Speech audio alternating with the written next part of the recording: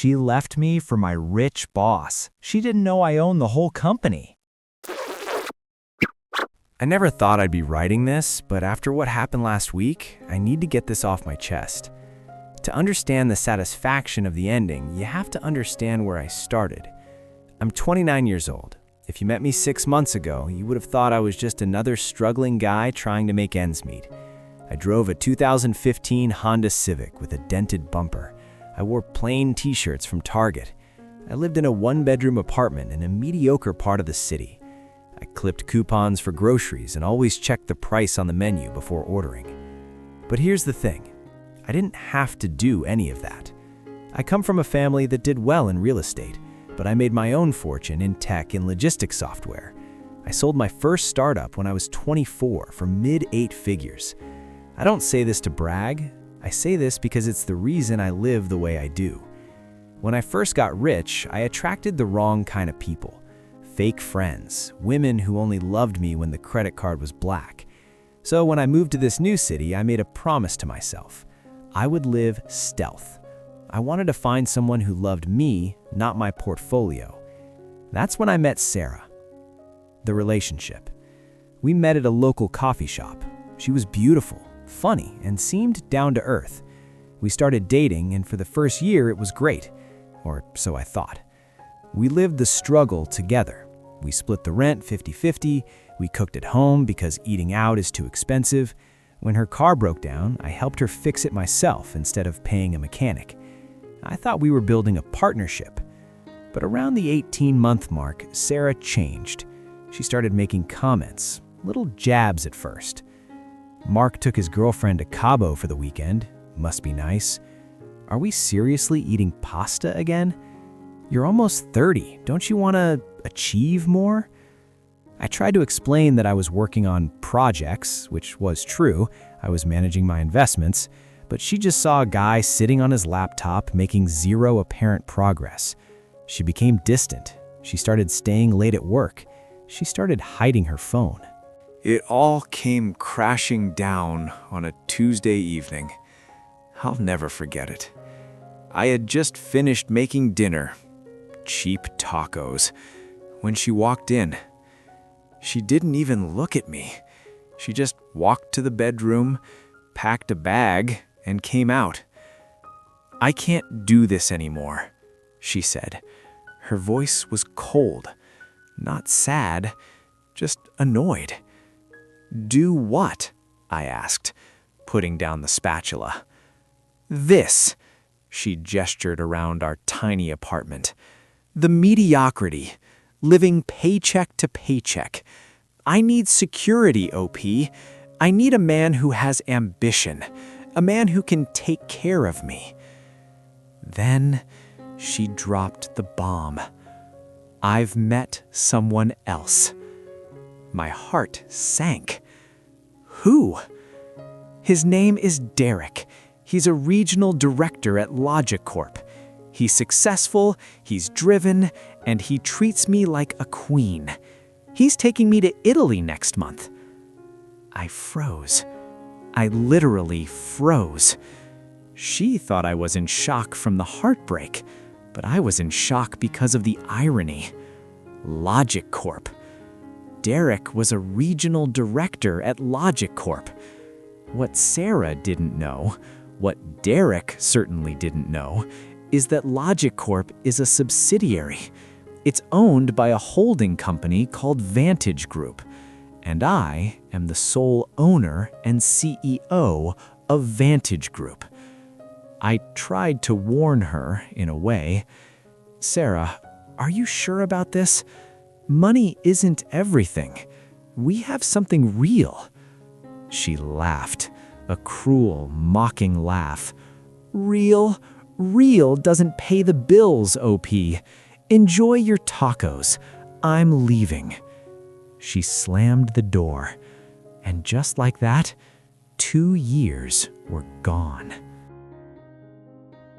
For the first week, I was devastated. But then, I got angry. Not because she left, but because of how she left. She didn't leave because she fell out of love. She left because she thought I was broke. She was a gold digger who had just run out of patience. I did some digging. Derek wasn't just dating her. From what I could see on social media, they had been seeing each other for months. And worse, I looked into Derek's company expenses.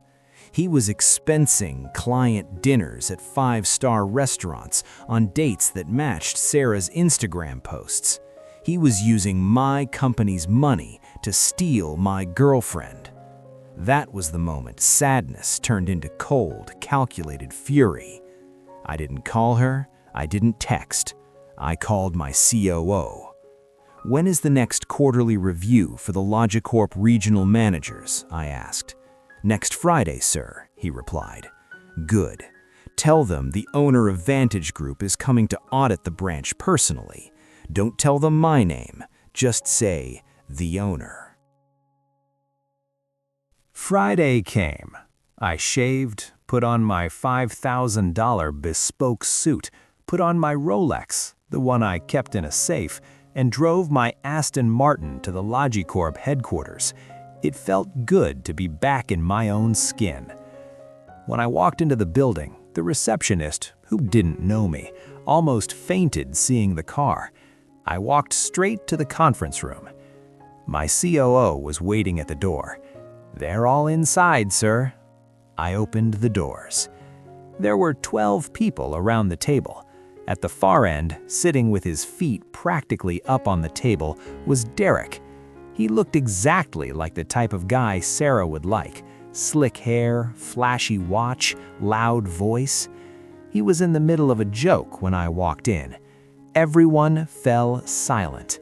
The COO announced, "Gentlemen, please stand for the CEO and owner of Vantage Group."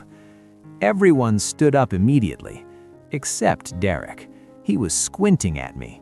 He looked confused.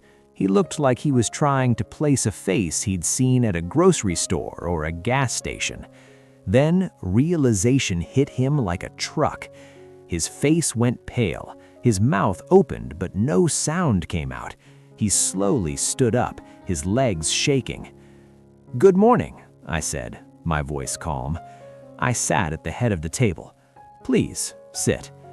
I looked directly at Derek. "You must be Derek, the regional director." Yes," he stammered. He was sweating bullets. "I've heard a lot about you, Derek," I smiled. "I hear you are very ambitious. You like the finer things in life. Italian trips, expensive dinners." The room was dead silent. The other managers were looking back and forth between us, sensing the tension. I work hard, sir," Derek squeaked. I pulled out a file. "You do, but you also seem to confuse the company credit card with your personal piggy bank." I threw the expense reports on the table.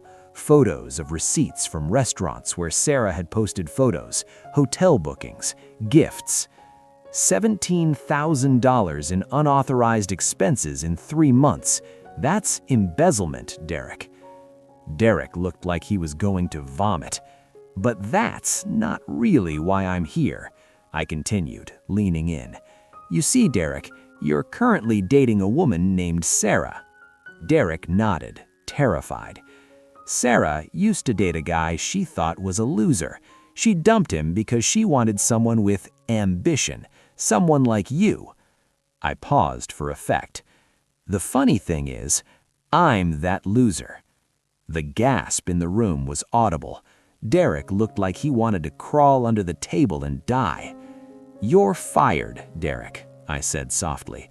"And given the embezzlement, our legal team will be in touch regarding repayment. Oh, and don't bother applying to any other logistics firm in the state. It's a small industry. Everyone knows everyone. I'll make sure they know you." 2 security guards escorted him out. He was crying. The aftermath. I didn't contact Sarah. I didn't have to. 3 hours later, my phone blew up.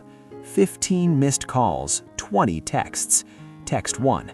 "OP, is it true?" Text 2. "Derek just called me freaking out. He lost his job?" Text 3. Why didn't you tell me? We could have worked this out. Text 4.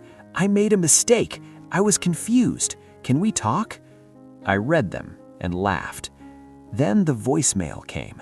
She was crying, hysterically. OP, please, my parents. I told them I found a wealthy guy. They were so happy. Now Derek is broke and might get sued. My dad is furious at me. He said I'm an idiot for leaving you. Please, I love you. I always loved you. I sent one final text. You didn't love me. You loved what you thought Derek had. And now you both have exactly what you deserve. Nothing. Don't contact me again. But the karma didn't stop there. A week ago, I was driving through the city center in my Aston Martin. I stopped at a red light and I looked out the window. There, standing at a bus stop in the rain, holding a broken umbrella, was Sarah. She looked tired. She looked older. She was wearing the same coat she wore when we dated, the one she complained was too cheap. Our eyes met for a split second. I saw her realize who I was. I saw her take a step toward my car, raising her hand, desperate to say something. The light turned green. I didn't roll down the window. I didn't wave. I just pressed the gas and watched her disappear in my rearview mirror, left behind in the rain where she belonged. It's been 2 months since then. I'm currently seeing someone new. I met her at a charity event, but I told her I work in IT support. She seems to like me for my terrible jokes, not my bank account. We split the bill on the first date, and she didn't complain once. If there's a lesson here, it's this. Be careful who you step on while you're climbing the ladder, because you never know who really owns the ladder. Thanks for listening.